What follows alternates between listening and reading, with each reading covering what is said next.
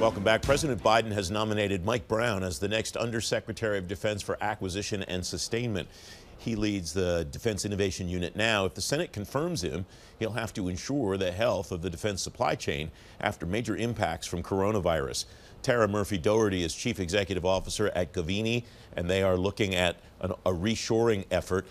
Tara, welcome. It's great to have you on the program. In July, Ellen Lord, who was in the A&S job at the time, announced this reshoring effort for vulnerable parts of the supply chain. Where's the department on that effort now, and what did you look at exactly, you and your colleagues at Govini, regarding the reshoring effort? Well, thanks for having me, Francis. It's great to be here, as always. And to the point about Mike Brown's nomination for Undersecretary of Acquisition and Sustainment, what a strong position for the Biden administration to take on the importance of expanding the focus on the defense industrial base to include the national security innovation base. I think that's really wonderful and exactly the right direction to continue taking DoD. Toward that end, one of the things that the department is realizing is really important is, above and beyond getting a handle on their internal enterprise data sets, is the value of external data. One example where that value has really come to light, and COVID underscored the necessity of it, is in understanding defense supply chains and all critical supply chains. So the Defense Department has been continuing the efforts that were started under Secretary Lord, and they've done a lot of data work in order to just get a handle on what do these supply chains look like and what's the scale of the challenge with respect in particular to the presence of foreign suppliers in DoD. So Govini took a look at that same question, and we were able to really rapidly just evaluate the first 5 tiers of critical defense supply chains across more than 100 industries. And what we found is that the presence of foreign suppliers has skyrocketed since 2014. In particular, if you just focus on China, which is certainly an area of interest of Mike Brown's and many others in the national security space, you'll see that the presence of Chinese suppliers in the first 5 tiers of defense supply chains has grown over the past 10 years by 420%. That's staggering, and I think just starting by looking at the data and understanding the baseline of the scale and scope of the problem is a decent starting point. Does the data indicate how this happened, or is there a way to provide context to that number to demonstrate how we got from 0 to 420%, or does that not matter in trying to go from 420% back to 0?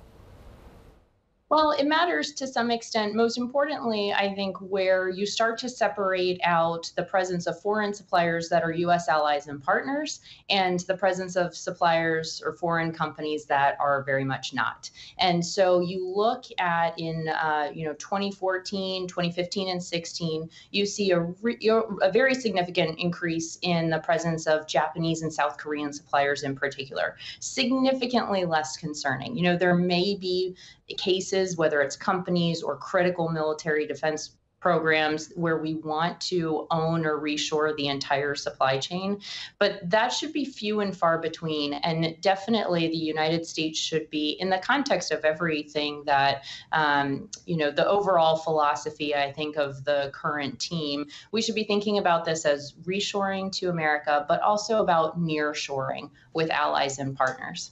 So the term there, nearshoring, is exactly what I was thinking about as you're describing that, and when I first read your work, because obviously something that's made in Canada is not nearly as, doesn't present nearly a vulnerability to the supply chain as something made in China. There's not an adversarial issue there. And so you killed my question of what does reshoring really mean with that term nearshoring. What's the appetite of the Defense Department today? Does the data show how willing they are to count nearshoring as reshoring? So far, I think very willing. Right now, the focus is on getting a handle on the problem. And, a lot of people are thinking about bolstering defense supply chains and these reshoring discussions in the context of how do we do this? But there's actually a really critical question that precedes that, which is what can be reshored?